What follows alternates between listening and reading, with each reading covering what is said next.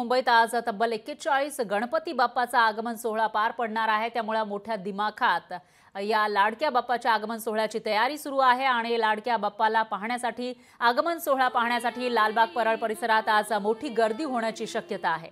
यावर लालबाग परळ परिसरातून ही दृश्य आपल्याकडे येत आहेत आणि लोकशाही मराठीच्या माध्यमातून तिकडचा आढावा सुद्धा आपण घेणार आहोत। इथे काय स्थिती आहे हेही बघणार आहोत।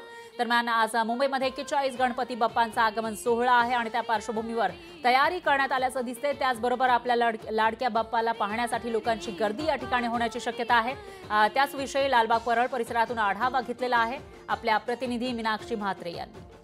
गणेश उत्सवासाठी अवघे काही दिवस राहिलेले आहेत। असं असताना आजचा शेवटचा शनिवार आहे आणि उद्याचा शेवटचा रविवार म्हणजे या 2 दिवसांमध्ये मोठ्या प्रमाणात गणेश मंडळांचा गणपती बाप्पाचा आगमन सोहळा जो आहे तो पार पडणार आहे। आज आपण पाहतोय संपूर्णतः लालबाग परळ परिसरामध्ये मोठ्या प्रमाणात गर्दी होणार आहे दुपारनंतर आणि यासाठीच लालबाग परळ जे आहे दुपारनंतर जाम होण्याची शक्यता आहे। विशेषतः आपण पाहतोय की चिंचपोकळीचा चिंतामणी या गणपती बाप्पाचा देखील दुपारनंतर आगमन सोहळा पार पडणार आहे। मोठ्या दिमाक्यात हे आगमन सोहळे पार पडत असतात। अशातच आपण पाहतोय की मोठा जल्लोष असतो आणि त्यामुळेच बाप्पाच्या आगमनासाठी मोठ्या प्रमाणात सर्वसामान्यांची मुंबईकरांची मुंबई बाहेरून येणाऱ्या सर्वसामान्यांची गर्दी असते आणि आपण पाहतो की याच गर्दीमुळे कुठेतरी ट्रॅफिक जे आहे ते होण्याची शक्यता आहे। त्यासाठीच आपण पाहतोय की वाहतूक पोलिसांनी देखील वाहतुकीमध्ये काही बदल केलेले आहेत। यासोबतच पर्यायी मार्गांचा देखील वापर करण्याचं आव्हान जे आहे